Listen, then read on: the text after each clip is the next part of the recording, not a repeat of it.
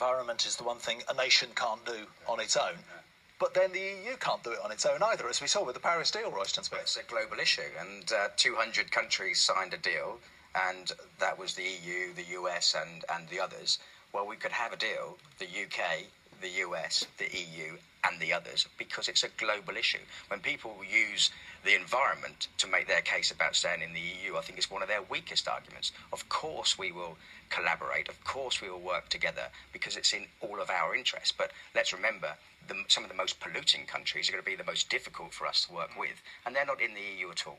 And then but within the EU, Eastern Europe, and then the situation in Spain and Greece. I mean, how come we have policies for the whole EU on the environment that work best for us here on this island?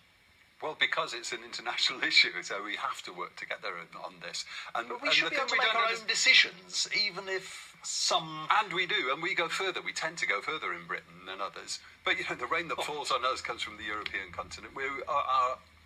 It's pure geography. Geography is global, and so we have to find international alliances to make our case. And the Paris Agreement and Kyoto and other things before it came as a result of combined European pressure as a big, largest trading bloc in the world on other large powers. America was pushing against this for a long time until the European Union, in a concerted effort, together made the case for stronger environmental targets. Duncan Enright says, Kit Malthouse said in that film, we're going beyond what the EU wants.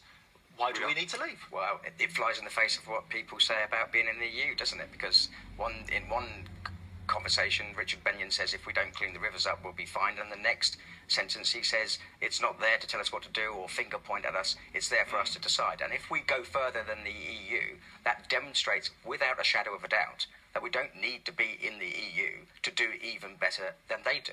So again, it's a myth. And we had sharp scientists in Britain who were amongst the first to point out that climate change was happening. We were lucky enough to have some of the strongest research units in this country who were able to give the first alert.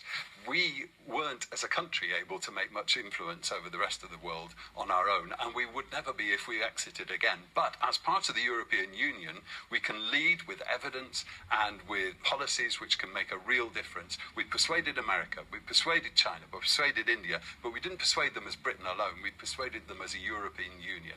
That's one of the real strengths. We can become a leader and far more influential if we stay part of the European Union and at its heart. It's not just about us, Royston Smith, it's about the world. It's not, but this is part of the Remain scaremongering, isn't it? Because what Remain are saying is that we need to be in the EU to do this. If it wasn't for the fact that we were in the EU, it would never have happened. And I would suggest that we could have still been on the outside of the EU, doing all of the things that the EU were doing, working with them to persuade others. The EU would still be if we weren't part of the club?